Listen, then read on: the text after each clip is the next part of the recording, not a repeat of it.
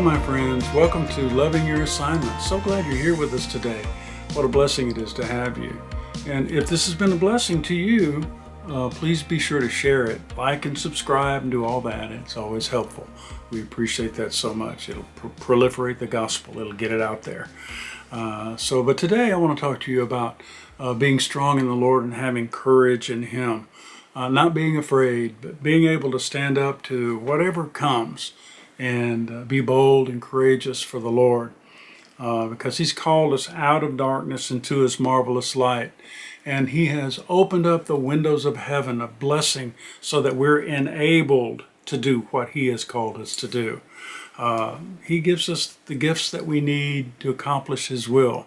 It's like a warehouse that's full of all the equipment that we need. He's got it right there, and it's all available to us. So just trust the Lord in your daily walk. Let me read something to you.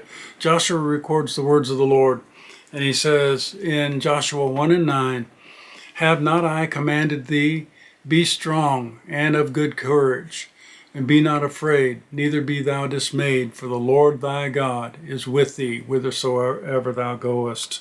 Boy, that's pretty direct, isn't it? We don't have to be afraid as long as we're walking in the will of God. We're doing what He's told us to do. We have every access to all the things that we need. We do not have to fear. We don't have to be afraid of anything. And even John records it in John 14 and verse 27. He says, "Peace I leave with you." These are the words of Jesus. "Peace I leave with you. My peace I give unto you. Not as the world giveth, give I unto you. Let not your heart be troubled, neither let it be afraid." Well, those are great words, but unless we learn to apply them, they're not going to do us any good. We have to live in what He says. And so He's saying, He left us His peace. He gave us strength. He's enabled us to be able to have a peace that the world doesn't even understand. He says, don't let your heart be troubled. Don't let it be afraid. Stay the course. Stay strong. You be strong in Him and believe what He says. When you do that, when we do that, we find that all of that is true, and it really is. I mean, we stop being reactive to everything, and suddenly we are proactive and doing something about it. What are we doing about it?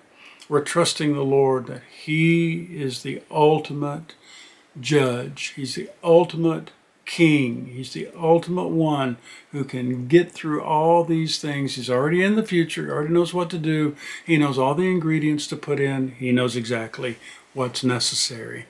And if we just trust in Him and live in Him and not in ourselves, we won't have to carry the burden of the world and what's wrong with the world and what's wrong with everybody and our family members and this and that and the other. All the pain and the sorrow and the suffering and the endless drama that the world has.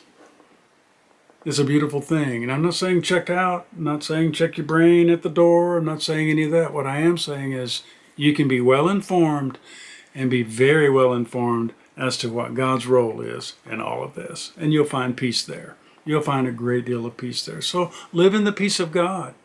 Don't just worry about the earth. It's okay. God's already in the future. He already sees it. He already knows what's necessary. It's our job to do what He says to do, because He is putting the pieces of the puzzle in position. And we are those pieces.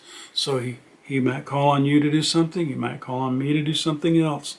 But He will put those pieces of the puzzle to make a beautiful scene when it's all said and done. Until then, we just have to trust Him and know that He's got the big picture. We just don't have that purview. We're not able to see the big picture like He does. We see the little picture. And Paul says we see through a glass darkly. It means that we don't see clearly, that it's clouded. We don't see the whole picture. We just see a little bit. And that's why we need the revelation of God through His Word, the power of the Word speaking to us, and let the Holy Spirit minister to us and reveal His truths to us. I appreciate what God has to say to us, because He is the King. He knows. He's already there. And it's once you get that in your mind, you realize the sovereignty of God, and He's the boss. And we don't have to be. Boy, what a relief it is. When you walk into Walmart, you're not responsible for everybody in there. You're only responsible for the ones that God places in your direct purview, your direct view right there in Walmart or in wherever. I grew up thinking that, it was my job to save the whole world, and it was overwhelming. I just couldn't do it. I just couldn't do it. And then I finally got the revelation that, really what he wants is just for me to do my part. And that is for me to do what he says to do. Obey his word, listen to his voice as he leads and guides us, as he impresses us to move and act. He gives us that impression that we need to speak to someone. Well, that's when we do that. So I believe that God is speaking to us, and he's loving us, and that he's giving us our orders from headquarters. And if I just do that, I don't have to worry about the rest. It's all up to him. That's up to him. That's beyond my pay grade. So it's exciting to be able to say, I just let it go. I just let the Lord have his way. I let the Lord do what he says, and I'll do what he says for me to do. Then I don't have to carry the load of the whole world. Jesus did that on the cross. He carried it. He paid for it. Now all we have to do is be obedient. It's really not very difficult. It's just simply reading his word, meditating upon what he says, and being sensitive to the direction of the Holy Spirit as he directs us. And he gives us impressions to go and do whatever it is he says. And that's pretty simple. So we can do that much. And if we do our part, everybody does their part, well, we'll see this thing wrap up in no time. I believe that. God already has the end in mind. He already knows all about it. And that's a comfort to me. I hope it's a comfort to you too. Take that with you today and be encouraged that God's got this thing. He's got it all. He's not worried about banks, not worried about gas stations, not worried about that. He knows all about it. He's already there. He already has the solutions. He understands it all. He knows what's going to happen. And that's above my pay grade, definitely. And I'm glad to yield to his view of everything, because he's the boss.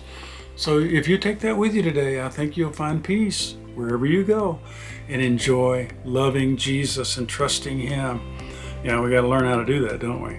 But in the meantime, you go with God today and you love him and enjoy him. God bless you. I'll talk to you next time. Bye-bye.